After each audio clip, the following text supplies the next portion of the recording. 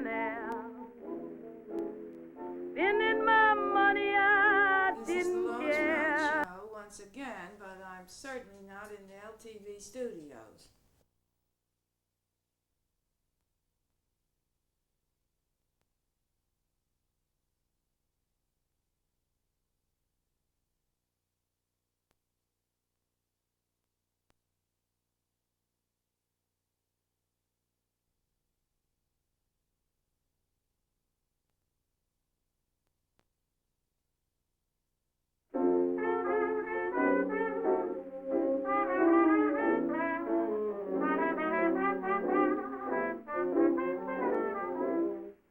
Once I lived a life of a millionaire. Spending my money, I This is the didn't Lois Wright care. Show once again, but I'm certainly not in the LTV studios, as perhaps you will see. I'm in the beautiful home of Betty D. Fox, who usually directs in LTV, and Joyce Whitby, who's again on camera. And I have the extraordinary guest, an extraordinary, talented, wonderful guest that's in East Hampton. I'm used to showing things. Albert Maysles. I'm used to showing things, but I have no idea whether these cameras can pick it up. This is the Hamptons International Film Festival. Very important. Turn it this way, Important. Turn it this way, Will. Turn it this way. There's the picture Grey Gardens. There's Big Edith Bouvier Beale, Little Edie Bouvier Beale. And it's being shown now at the East Hampton Cinema on Main Street. And I saw it last night with Betty Fox and Joyce Whitby. And so I am greatly honored today. In fact, Al is going for a special honor today, too. But I'm especially honored and delighted, Al, to have you on my show. Thank you so much for coming. Very happy to be here. It's restoring an old friendship, Yes. Lois, because you're very much a part of the film Grey Gardens. When Big Edie was celebrating her birthday, how old was she then? 81, was it? I think so, Something like yes. that, right? You came to the party, and you're in the film. Yes, I certainly am. 25 years ago. 25 years ago. Or 20, let's see, 26 years ago. Oh, 26 years wow. ago, right. And it's been playing everywhere Oh, yeah. ever since. And it's practically every year it's in some film festival Yeah. somewhere in the And it's world. also on DVD. Oh, I was going to mention that. Have you seen the DVD? Oh, I've got to give you one. I have a DVD. I have one, Yeah. but I don't have a player. There's one thing that you would particularly appreciate in the DVD is you see the film, and then there's the director's commentary, and you see it again with my commentary over it. And then there's a moment where I recorded a telephone conversation with Edie only about a year ago. Oh, that's in it? And in the conversation, she asks me to send her some big safety pins, because you know she uses safety pins. I use them to hold her clothes together.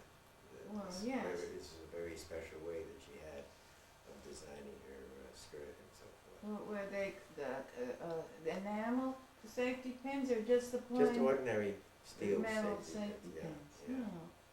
Yeah. Oh. Well, she needs things like that, because you know she didn't buy any clothes. That's right. She made her own. Onassis sent her a beautiful leather coat and various, but not regular clothes they could wear. So both Big Edie and Little Edie had to make up these, which they did very well, Yeah. clothes, sort of create clothes, which they're geniuses at doing. Yeah. Because they were just taking scraps from here, wearing a bathing suit, and then taking scraps from here and scraps from there, and making capes and making all skirts and. Well, they were just so talented at their fashion concepts and the way they designed their several top-rate clothing designers have credited them for some of their ideas that they have. In fact, in the DVD, there are a couple of these designers who, Todd Oldham, for example, being one of them. Oh. He's in the DVD talking about how he got so many good ideas from Edie. Oh, yes, I got glimpses of that on the DVD, yes. Yeah. Isn't that Well, nice? yes, I should say so. That was an old film sort of you used. It looked like one of the original ones that was used last night at the theater. Oh, yeah. That looked like the original one. Yeah, well, that particular print is somewhat faded, Yes. as happens with film. But the DVD is from the original negative, so the color is perfect. Well, it's been shown so much, and that's I have a copy of the video of it, Oh, yeah. and it's very sharp. It's it's Oh, not. yeah. But that faded appearance, I think, was a good plan. Maybe, I like that. Maybe, yeah. Yes.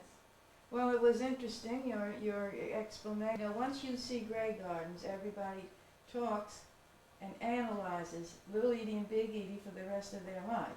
I mean, the rest of the viewer's life, once in a while, you never stop pondering it. People never stop wondering about it, and they never stop admiring the film. And one thing that kind of always intrigues me is that they're not your usual kind of people. It's not a usual kind of relationship. And yet, everybody can identify with it. I met a woman who has seen the film 120 times, and it has to be something to do with her own relationship with her mother. I met her because she had run out of the store where she normally would buy the tape, had run out of them, and she had already bought over the years 80 tapes Oh my for friends heavens, and yes. strangers. And so she came to me, she needed 3 more. Well, some people, if they can't, she probably has an identity with it. Yeah. But also, some people, it intrigues them, if they can't grasp it, if they can't quite find the answer that they're looking for regarding Big and Little Edie, Yeah, then they have to keep seeing it over and over again. that's a very good point. And even then, having seen it so many times, there's a certain mystery that remains. How did they get to where they were? Here they come from famous American aristocracy, the Bouviers, Yeah. right? And that they should end up as recluses, never having left the home in 20 years, with cats and raccoons, ordinary people. In this case, a rather odd couple who, I would say, they're just like anybody else, but more so. Well, they're not that it's ordinary people can Can be have different extraordinary. They can be eccentricities, different Yeah. different. You don't know until you really talk to them. They're not famous because someone in the family was killed, or they killed somebody. There's no violence in the film, and no gratuitous I sex. look on it as it's a mystery without stress. There's no stress. To me, all that hollering and all that Yeah. going on, there's still no stress. I don't like documentaries or films that have a lot of stress in them. And even though you're very relaxed when you're seeing the film, you're very fascinated with it and puzzled, and it's intriguing, but there's no stress though, even though some people would think the Beales were having stress. They weren't having stress. It looks like it. Yeah, I'd say that rather than stress, I'd say engagement. That you're Engagement. engaged with these. Mysterious women. engagement. Yeah. I like the mystery in their word. Yes. That has to, because it is a mystery. Actually, that's what intrigued us to make the film. We arrived at Grey Gardens one day with Lee Radswell, Yes. who introduced us to them, and right away, I thought, wow, what a mystery! This haunted house, and it is. still, even now, remains haunted by Oh, I would think so. those two women's Yeah. activities and the memories that we have of them. This, in a way, they're still there, and the fact that there's a film of them, it kind of immortalizes them. Oh, I it's think. you've immortalized him, you and David Maysles, your brother. Yeah. Yes. It's and then there's ghosts of other people there, like Tom Logan that died. Yeah. Did you know him? Oh yes. Tell me more about him, because all I know Well, I is what used they to spoke go of. out to the little nightclubs with Big Edie and Tom Logan, who'd want to play the guitar. He didn't have any teeth. It's too bad. So it was hard for him to sing. But he wanted to sing and play the guitar. And he died at Grey Gardens. That's what brought that up. And Big Edie called my mother, and before she called the doctor or anybody, and said, Tom is dead in the kitchen, and asked Lois to come right over. I knew what I was supposed to do. Well, anyway, I drove over, and there he was, lying there dead in the kitchen. And Big Edie said if I'd only had some whiskey, I could have saved him. I only had some whiskey. What did he seem to Then do? the doctor, a woman doctor, came in a car, and they just looked at him and took him away. And he's buried in the Cedar Lawn Cemetery. Was it a heart attack? Or what? They just didn't. They didn't know. Tom Logan was known for his drinking. He once went to a house next door and got a pistol, and came back with his pistol loaded. He'd stolen from the house next door. What was he going to do with the pistol? Well, Big Edie didn't know, so Big Edie was outside, Yeah. and she took the pistol away from him and shot it up in the air till all the bullets were gone. Ah. So that was, that was quick thinking. That they put him in jail. Then Big Edie and I had to go and visit him in jail all the time. And How long did he serve? He was in there about 6 months or so. Not for shooting the pistol off. Big Edie, I think, got him out of that. Yeah. For stealing the pistol. Oh, my goodness. So all these things kind of went on. Yeah. Now, who else? He was there a great deal. Whatever happened to the boy? Oh, I think he died. Really? Jerry died. I heard it said, yes, Beales How said he did died. that happen? Because he was very young. Well, I think they said he had AIDS. In fact, I think I'm the only living person left that's in the film. That's right. That's right. Because your friend Jack, was it? Well, Yeah, Jack he died. Howard. He died. Right? Yes, he did. And Edie died only 6 months ago or so, and then Big Edie died a year or two A after long the time film. ago, we drove. Over 20 years ago. We yeah. drove to the hospital, to Dar Francisco, Yeah. and Edie stayed home when she first went to the hospital, the first trip, and she was covered with a Colonnasis blanket with a dark blue anchor on it that he had sent. In fact, Onassis and Jackie called up there at Grey Gardens and was on the phone, and Big Edie said, give me the phone, because Onassis was on. Yeah. And she sang to him. She sang a song to him. Oh. And then when she finished, she said, I know you like singers. Of course, I don't think Jackie liked that remark much. And then he sang a song back to Big Edie. They were in New York City at the time. I'll tell you a story that I don't know if you would know about, but I'm not sure that we had just finished making the film, but my family got a call from Jackie's mother. This is Auchincloss. And I answered the phone. How is it that Mrs. Auchincloss would call my wife? My wife is from Washington, and the Auchinclosses were from Virginia and Washington.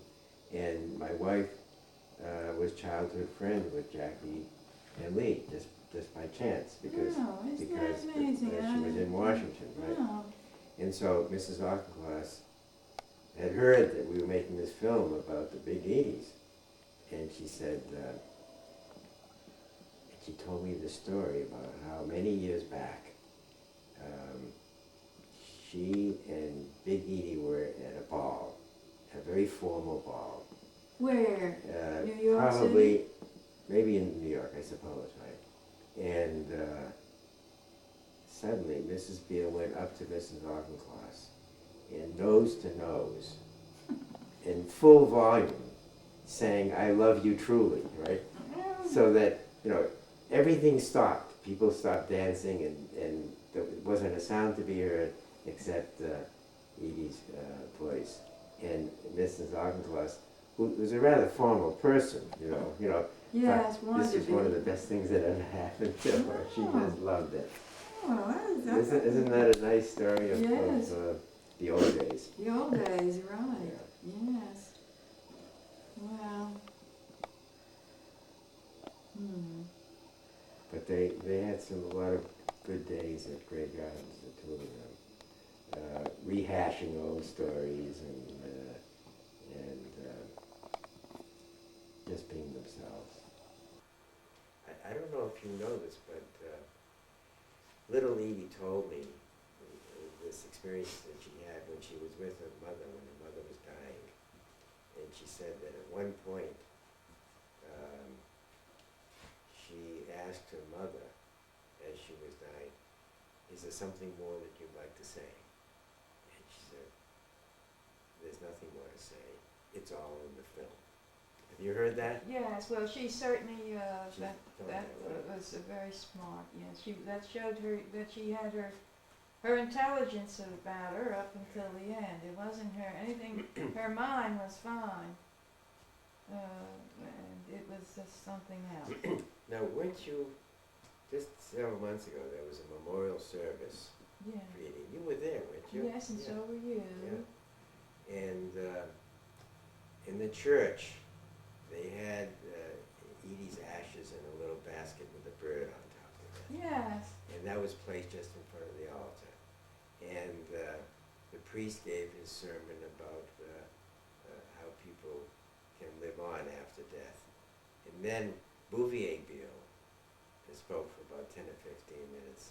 And as I recall, so much of what he had to say was simply words of Edie Yes. from the and film. yes, and Edie would have liked that. Oh, yeah. Very much. What better could, after what Big Edie said too in the hospital, and what better than to have that Big Edie, the little Edie was, than what she said at Grey Gardens. That people repeat all over the country Those and the lines, world. so many lines from the film. Have you ever been to one of those Grey Gardens parties? No, I haven't.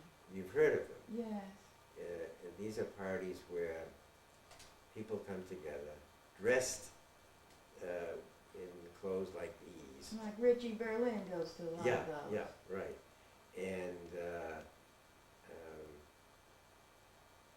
they dress just like that, and they remember all the lines from the film. So all the conversations are simply lines from the film. They really studied it to do that.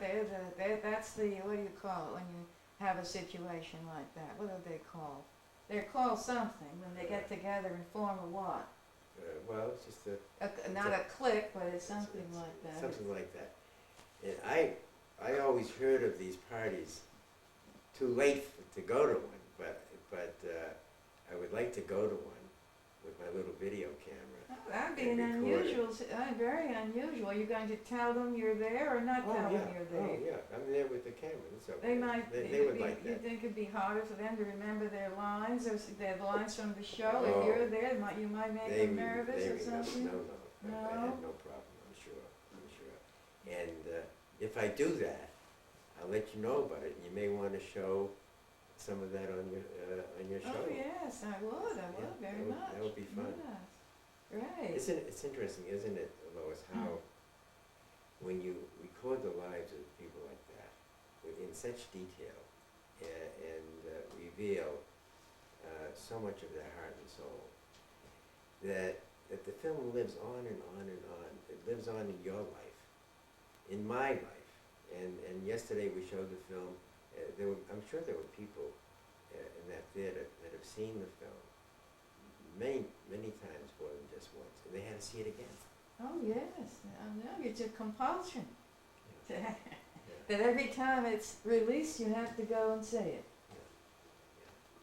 So that's an amazing And even commentary on the film when and even for me, now that I've seen it so many times, especially when I show it the way I did yesterday with questions and answers, I see things in the film that I hadn't noticed before.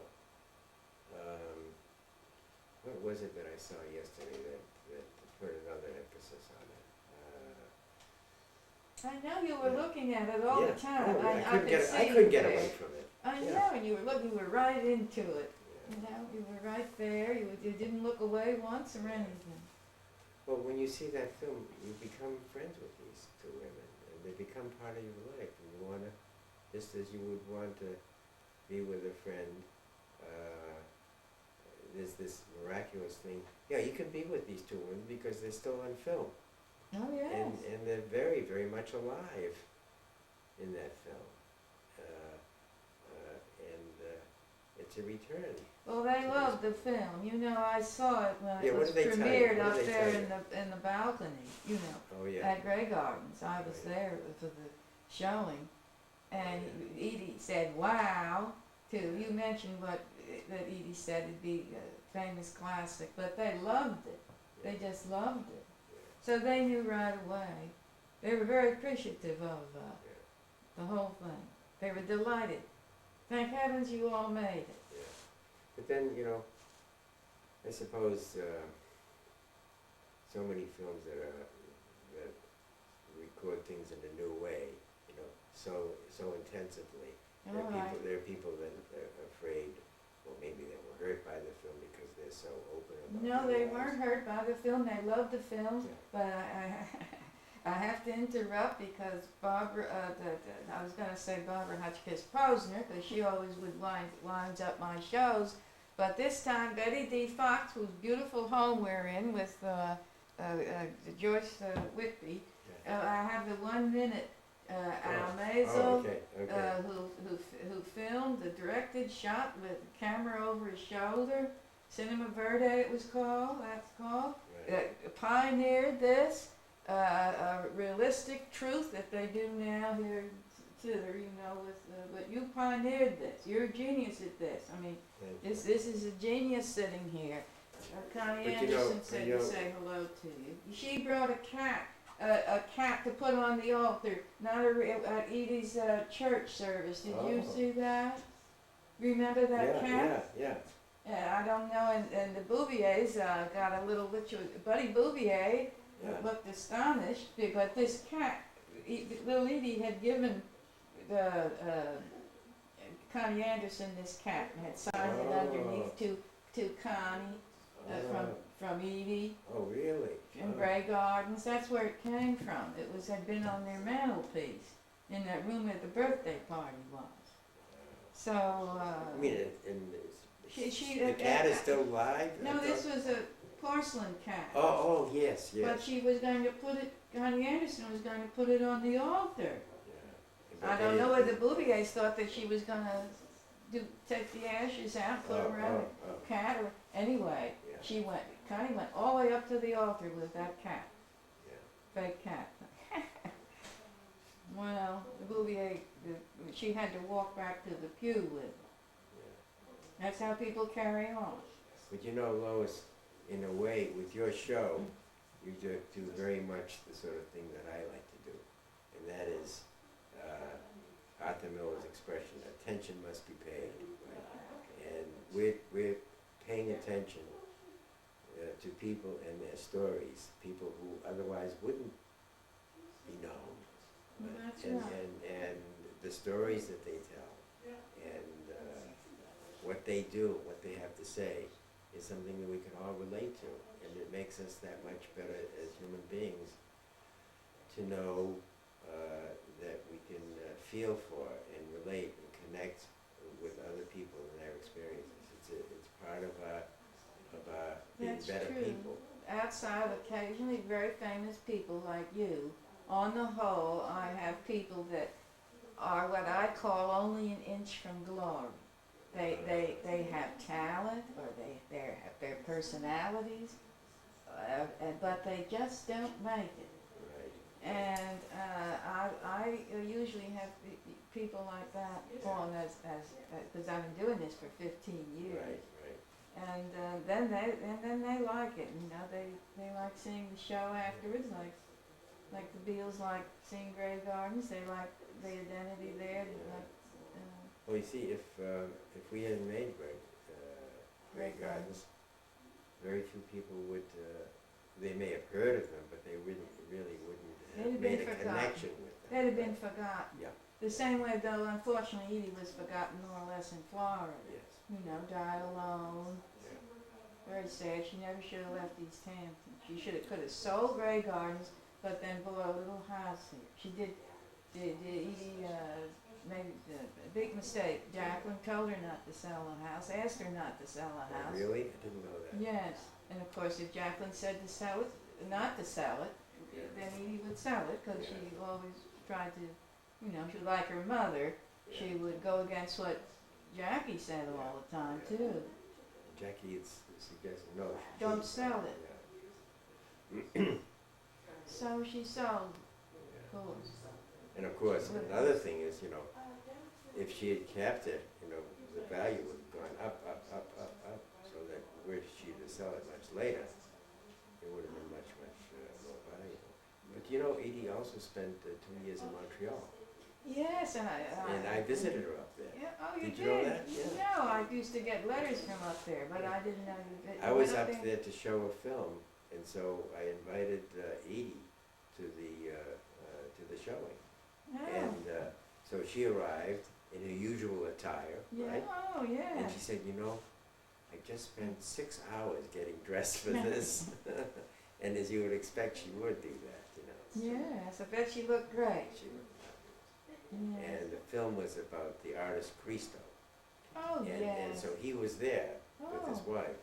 And so we had front row seats. I sat next to Edie, and Edie sat next to Cristo.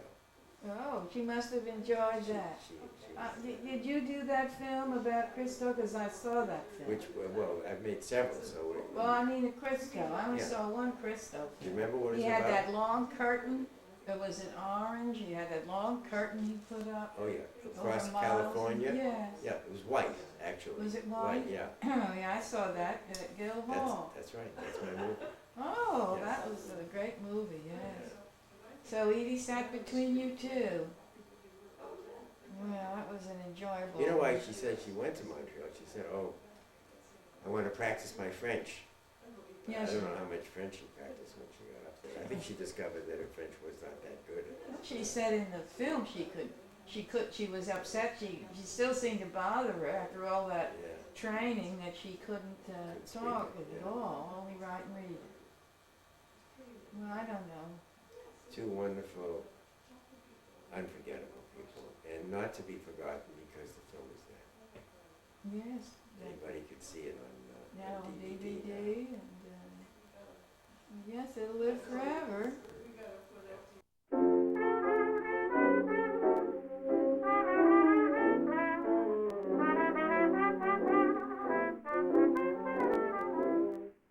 Once I lived a life of a millionaire.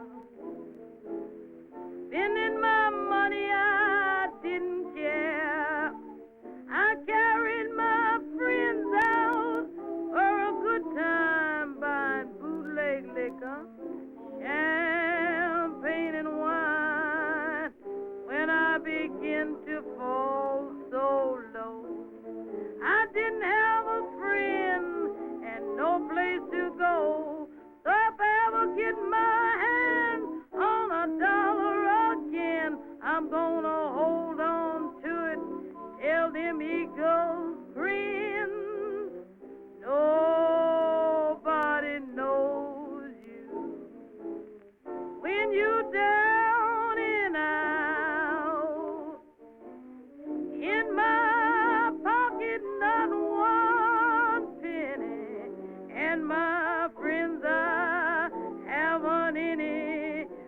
if I ever get on